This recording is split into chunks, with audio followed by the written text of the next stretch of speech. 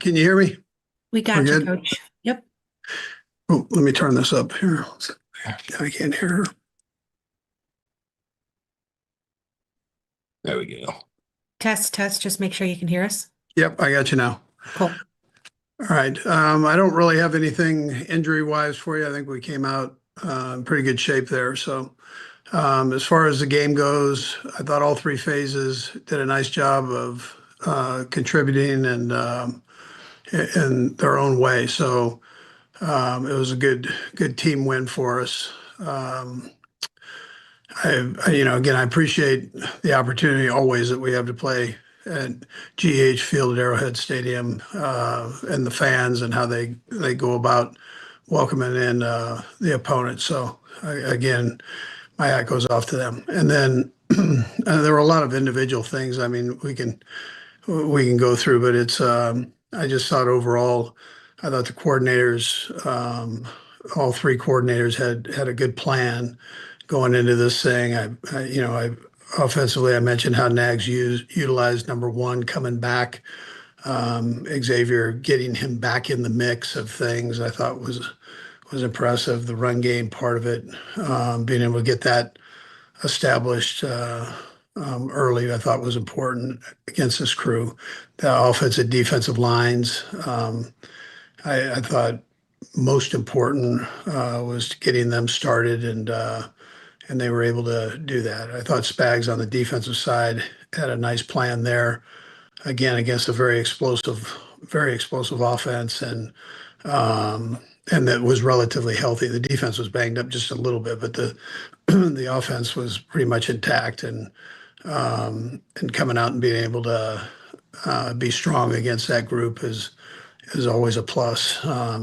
And I thought linebackers Bolton, he was in on a lot of plays, but most of all, it just the calls that he has to make. He's Spags' quarterback, and for him to be able to work his way through all of that, I mean, it takes a lot of time and effort, and he does a great job with that. And I thought the back end stayed aggressive, which in the run game and the pass game, anytime you can hold 22 to just a few yards that he had, he's a tough dude, man. So again, that was some of the special teams was solid. I mean, you saw some of the tackles and angles that we took. That is so important on special teams, and whether it's blocking or tackling, being able to get yourself in the proper position. And Tobe does a great job with making sure that things are set up schematically where the guys can do that, and then the guys take such pride in it. And then I know Pat's accomplishment.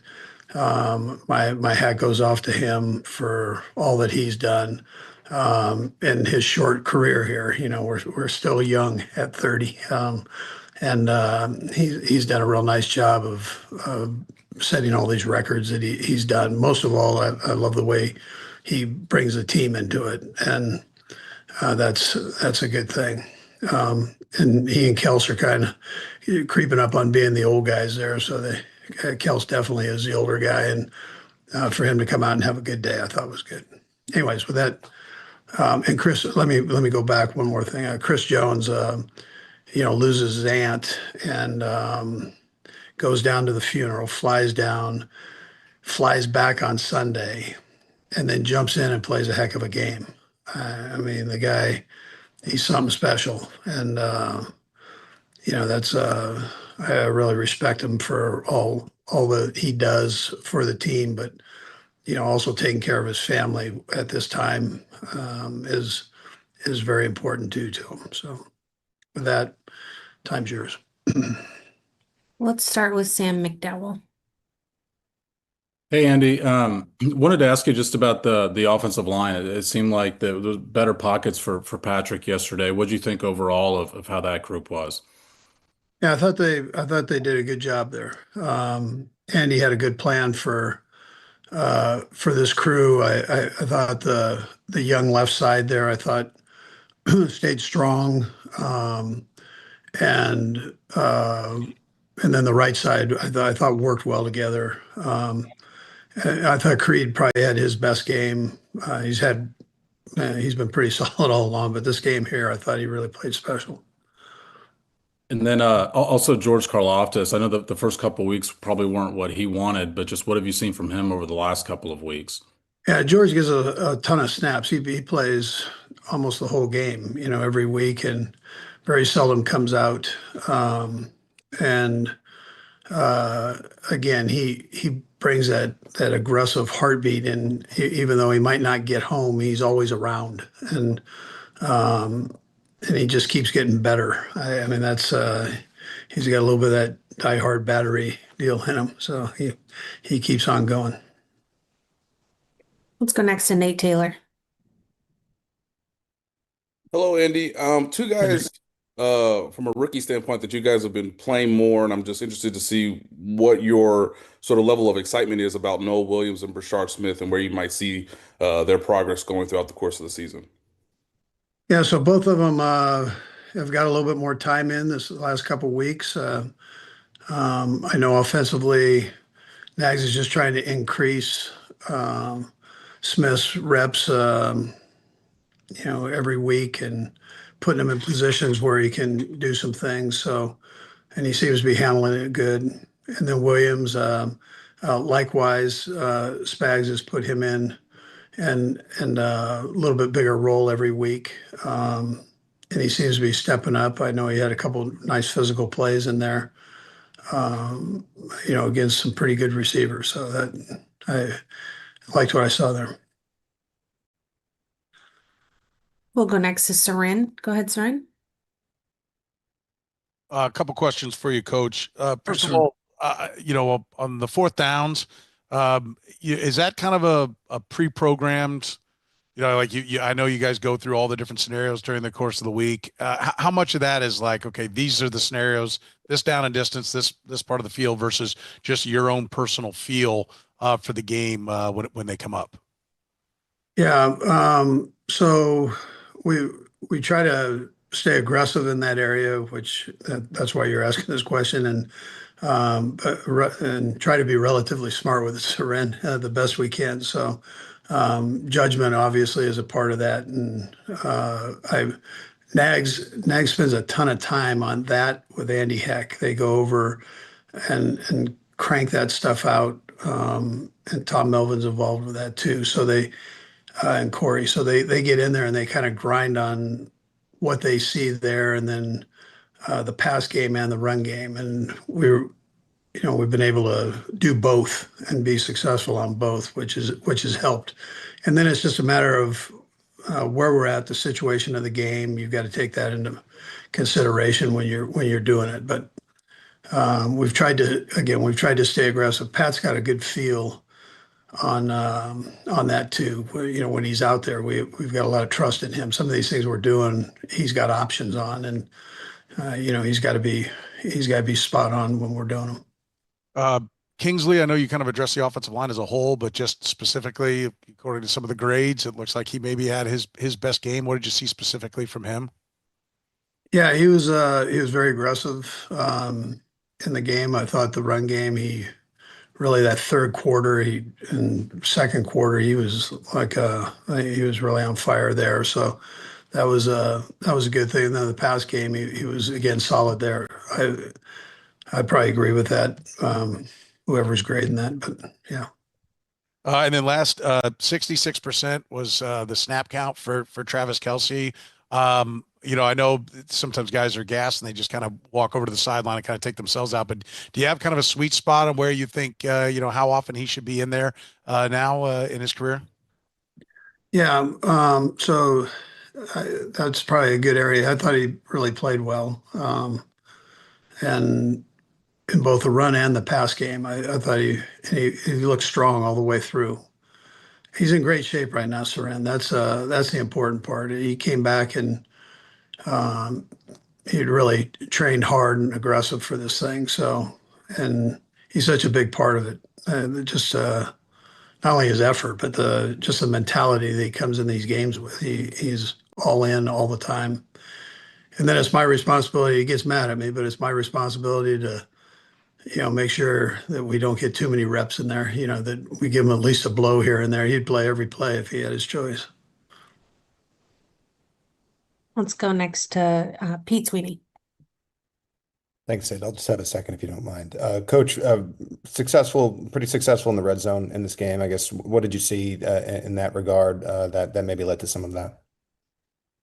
Yeah, so David Girardi does a lot of the red zone stuff and puts it together, and I thought he really did a nice job with um, just getting some just good stuff in there and stuff that Pat felt comfortable with, stuff that the backs and the receivers felt comfortable with, and um, he does a nice job every week with it. But we just had more opportunities. It seemed like this week to be able to utilize it, and um, it worked out well.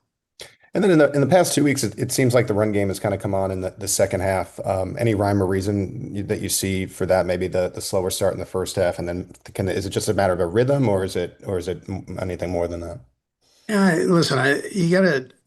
The problem, Pete, is like if one guy is off, there's a problem. So the more those guys play together, I think it should improve as we even more as we go. This group we're playing this week is pretty stiff in the run game, but again, it's a nice challenge for our guys. But you got some young guys in there that haven't played a lot together, and I think that just the more reps they get, game reps are so important on that. Thank you.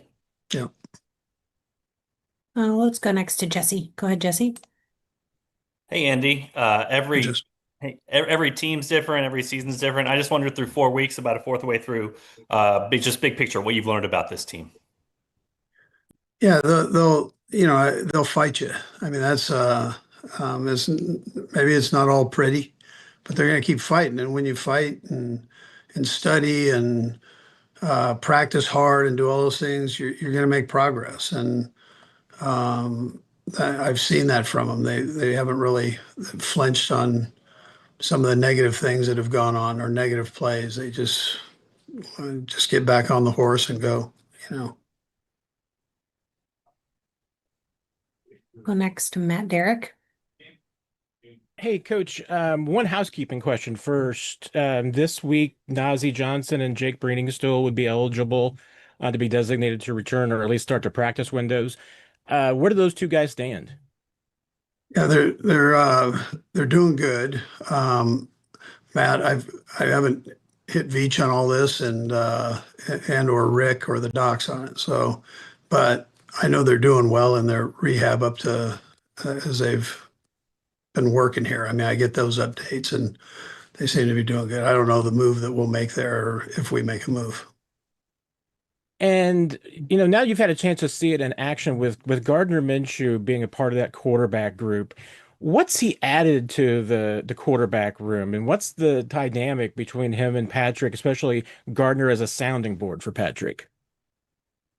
Yeah, he's a brilliant guy, first of all. I know he's got the mustache and the hair and all that stuff that goes with it, but he's brilliant. And he's got such a good feel for things as far as the game goes. And I think it's great for Pat to be able to talk with him. And, he understands, he's been a starter. He understands when to speak, when not to speak, when to, jump in or not jump in. And I've appreciated having him here. He's a lot of fun to be with too. He's got quite a wit. We'll go ahead and finish this out with Todd Lebo. Coach, I just have a kind of a league question. Last night we had a tie, 40-40 in that game. And you've only been a head coach in one tie. That was the old rules. I know you've been around the competition committee and stuff. Are the overtime rules now? Is this where they should be? The 10 minutes and 2 possessions? Are we just going to have some ties sometimes? Yeah, I mean, listen, nobody wants a tie, I don't think. But that's what goes on. You're juggling a lot of different things when you do this, Todd. So you've got TV and how that works, and the media is a big part of it. And then you've got time restrictions, so on and so forth, that these guys all have to look at. That's not my world, but I know that it's not just a matter of, hey, we can play forever. It's not, that's not where we're at right now. And so, and I think you take the health of the player in there too, and you start tagging on a bunch of overtimes. That's a tough thing to do. So they save it for you for the for the playoffs, and until then, if you get a tie, you get a tie, and you move on from there. But there are a lot of things that they have to consider. Thank you, Coach. That's all we have. Okay, take care.